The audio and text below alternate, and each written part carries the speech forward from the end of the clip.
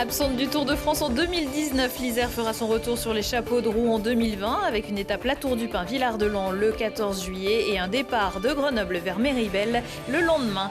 C'est la saison des Nobel. Avant sa conférence à l'Amphiveille de Grenoble ce mardi soir, Gérard Mourou, prix Nobel de physique 2018, a rencontré les élèves de son ancien lycée. C'était à Voiron. Et puis l'Alpe d'Huez n'aura pas le Tour en 2020, mais la station de Loison a accueilli le congrès des maires de l'Isère le week-end dernier. Pour certains, un dernier round avant les municipales. Bonsoir à tous, bienvenue dans ce JT du mardi 15 octobre 2019 pour retrouver en moins de 10 minutes l'essentiel de l'actualité du Grand Grenoble. Et c'est toutes les heures à partir de 18h. C'est notre tour. Le Tour de France reviendra en Isère en 2020. ASO, la société organisatrice, l'a confirmé ce midi lors de la présentation de la Grande Boucle à Paris. Les coureurs vont pédaler Isère, manger Isère, dormir Isère pendant 3 jours, à la grande joie de Charlotte Faulkner et des élus du territoire. Que tous les amoureux de la pédale se réjouissent, le Tour de France, qui avait boudé notre département lors de sa dernière édition, nous sourit cette année avec pas une mais 2 étapes en Isère. La première partira de la Tour du Pin le 14 juillet pour une étape 100% iséroise, passant par le col de Porte, la côte de Revel et la montée de Saint-Nizier-du-Moucherotte pour finir son parcours à Villard-de-Lans. La dernière halte du Tour dans la station du Vercors datait de 2004. Le lendemain, le 15 juillet, on reste en Isère avec un départ à Grenoble. Cela faisait 6 ans que la capitale des Alpes n'avait pas donné le coup d'envoi d'une étape. Les coureurs s'élanceront ensuite dans la vallée du Grésivaudan pour arriver à Méribel, au col de la Lauze, le point culminant de ce tour à 2304 mètres d'altitude. Du côté de la métropole de Grenoble, qui s'est portée candidate dès 2017 pour accueillir le Tour de France, la satisfaction est importante. C'était vraiment l'objectif d'avoir une étape à nouveau sur Grenoble. Encore une fois, il y a eu des belles étapes sur Grenoble. On se rappelle en 2011 le contre-la-montre, en 2014 également. Et ça fait 6 ans qu'on n'avait pas le Tour de France. Et ça fait plusieurs années qu'on travaille avec ASO pour que le Tour revienne à Grenoble, notamment en fêtant, je crois, dignement les 70 ans du Critérium du Dauphiné l'an dernier. Et donc, oui, vraiment une satisfaction de revoir ce Tour. Et comme vous dites, avec deux étapes dans le département. Ouais. Et avec un peu de chance, vous verrez peut-être le Tour de France de vos fenêtres, car avec ces 2 étapes iséroises, une grande partie des 49 communes de la métropole de Grenoble seront traversées par les coureurs lors du Tour de France 2020. Le Tour de France rassemble en moyenne chaque année 1 milliard de téléspectateurs. C'est la 3e compétition sportive la plus regardée au monde. Le Tour ne passera donc pas par le col du Lautaret l'année prochaine. Pour l'instant, ce passage entre l'Isère et les Hautes-Alpes est fermé à la circulation à certains horaires jusqu'au 18 octobre 17h. Les 2 départements effectuent des travaux sur la RD 1091, l'un après le tunnel du Chambon, l'autre tunnel des Ardoisières. Des déviations sont mises en place. Il n'a pas gagné le Tour de France, mais juste le prix Nobel de physique. Le Français Gérard Mourou, lauréat 2018, fait lui aussi un petit tour dans notre département. Il donnera une conférence ce mardi soir dans l'Amphiveille sur le campus de Grenoble. Mais avant cela, il s'est rendu lundi dans l'établissement qui a peut-être vu naître sa vocation de scientifique, Ferdinand Buisson à Voiron. Voyez le reportage de Lina Badreddine. C'est un ancien élève de leur lycée que ces jeunes applaudissent. Gérard Mourou, prix Nobel de physique en 2018, a commencé son parcours à la NAT à Voiron, avant d'étudier à l'université de Grenoble et d'obtenir son doctorat à Paris en 1970. Aujourd'hui, il redécouvre son lycée près de 60 ans plus tard et y inaugure même une salle à son nom.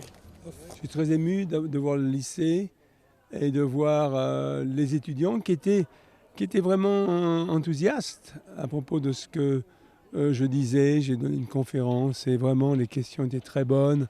J'ai eu l'impression d'apporter quelque chose. Et c'est ça qui me réconforte. À mon ancien établissement, où j'ai eu une grosse partie de mon éducation. Gérard Mourou est connu pour ses travaux dans le domaine des champs électriques et du laser. Il est le co-inventeur d'une technique d'amplification qui permet de démultiplier la puissance des lasers par la création d'impulsions ultra courtes et très puissantes. Une découverte qui contribue à de nouvelles avancées dans la chirurgie de l'œil et le traitement de la cataracte. C'est important parce que comme il a pu le signaler lui-même quand il était au lycée ici, il ne savait pas qu'il allait revenir après avec le prix Nobel, qu'il avait beaucoup travaillé au lycée, qu'il avait appris énormément de choses, que ce n'était pas toujours très drôle, les cours, etc. Il ne pouvait pas faire la fête tous les jours, etc. Mais qu'il avait appris beaucoup de choses au lycée, que ça lui avait servi pour tout le reste de sa vie. Donc je pense que c'est un message important pour nos élèves. Avant tout, je pense que ça pourrait être important pour tout ce qui est l'avenir de la jeunesse, de voir qu'est-ce qu'un prix Nobel en vrai, parce que c'est très rare de croiser des personnes ayant réussi un tel exploit. Ça ne peut être qu'enrichissant pour nous et notre futur.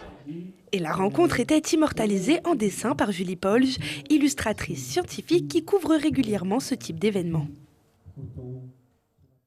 Et après Gérard Mourou, l'Amphi-Veille accueillera jeudi à 18h un autre prix Nobel de physique, l'américain Kip Thorne, lauréat en 2017, récompensé pour ses travaux sur les ondes gravitationnelles en tant qu'expert dans le domaine des implications astrophysiques de la théorie de la relativité. Il a aussi collaboré au film Interstellar en tant que consultant scientifique. Coup d'envoi ce mardi 15 octobre de la campagne nationale de vaccination contre la grippe. Les personnes dites à risque peuvent se faire vacciner désormais dans les pharmacies, chez les praticiens formés. C'est déjà le cas en Isère depuis 2 ans. Le vaccin de l'hémisphère nord a été élaboré à partir de celui qui circule dans l'hémisphère sud les mois précédents, ce qui explique qu'il ne puisse pas être efficace à 100% pour chaque personne. En 2019, la grippe a provoqué le décès de près de 10 000 personnes. Le maire de Fontaine, condamné pour favoritisme, le tribunal correctionnel de Grenoble a prononcé une peine de 5 000 € d'amende et 1 mois de prison avec sursis à l'encontre de Jean-Paul Trovero.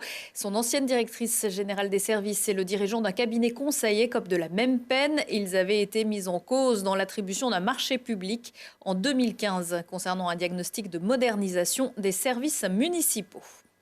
Émilie Chalas a, elle, officiellement lancé lundi soir sa campagne pour les élections municipales à Grenoble et lancé son projet baptisé Un autre regard sur Grenoble. Dans son local place Saint-André, la candidate de La République En Marche était entourée d'Olivier Six, candidat malheureux à l'investiture, qui rejoint donc l'équipe, et de citoyens militants dont certains mèneront un vaste porte-à-porte, le Toc Toc Tour.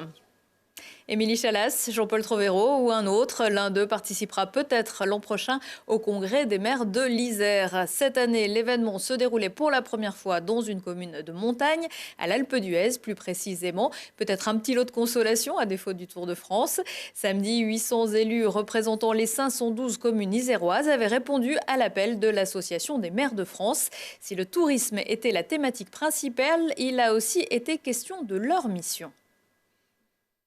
Servir son territoire, c'est essayer de répondre au mieux aux besoins, aux aspirations de nos habitants, essayer de leur offrir les meilleurs services, le meilleur cadre de vie, et puis faire en sorte que entre les habitants de la collectivité, des collectivités voisines, il y ait des liens qui se créent ou qui se recréent. Aujourd'hui, moi je peux dire que pour être maire, il faut être disponible.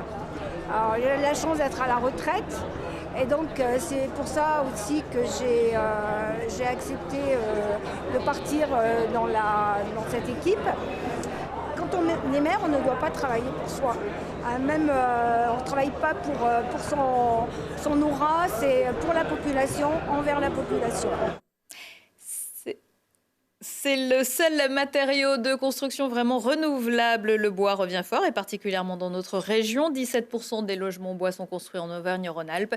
Pour en savoir plus, la 2e édition d'Habiter Bois propose jusqu'au 20 octobre des visites de maisons ou chantiers et des rencontres avec architectes, constructeurs ou maîtres d'ouvrage, comme dans cette maison insolite qu'a visité pour nous Mathias Araez.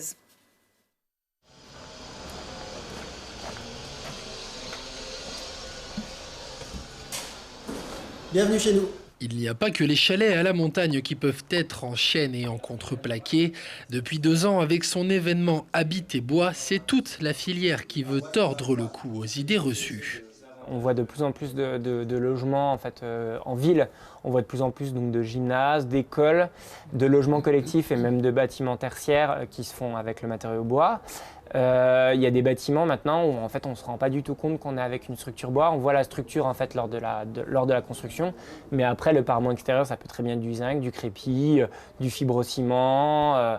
On peut adapter le projet à la demande de la maîtrise d'ouvrage. Il y a encore quelques années, le coût d'un chantier bois pouvait être de 30% supérieur à celui d'un chantier dit conventionnel. Aujourd'hui, l'écart avoisine seulement les 15%, mais le gain de temps est quant à lui significatif. Plus que le prix, c'est d'abord une certaine qualité de vie qui pousse à choisir ce matériau en premier lieu. Nous, on a utilisé beaucoup de bois à l'intérieur aussi pour l'aménagement. Et donc du coup, on a notamment sur toutes les parois extérieures, tous les murs extérieurs sont habillés en bois à l'intérieur aussi. Et donc on n'a pas du tout de sensation de parois froides. Voilà, quand on pose la main sur le mur, en fait, il est chaud tout de suite. Et ça, c'est une des qualités du bois, c'est-à-dire qu'on a voilà, cette sensation. En plus de la valeur noble de la matière, un habitat bois offre une isolation et une modulabilité sans pareil. Entre 2014 et 2018, le nombre de logements construits en bois a augmenté de 30%. Et toutes les informations sur les visites à retrouver sur le site www.habiterbois-aura.fr. Prochain rendez-vous avec l'actu dans 1 heure et en replay sur télégrenoble.net. Excellente soirée à tous.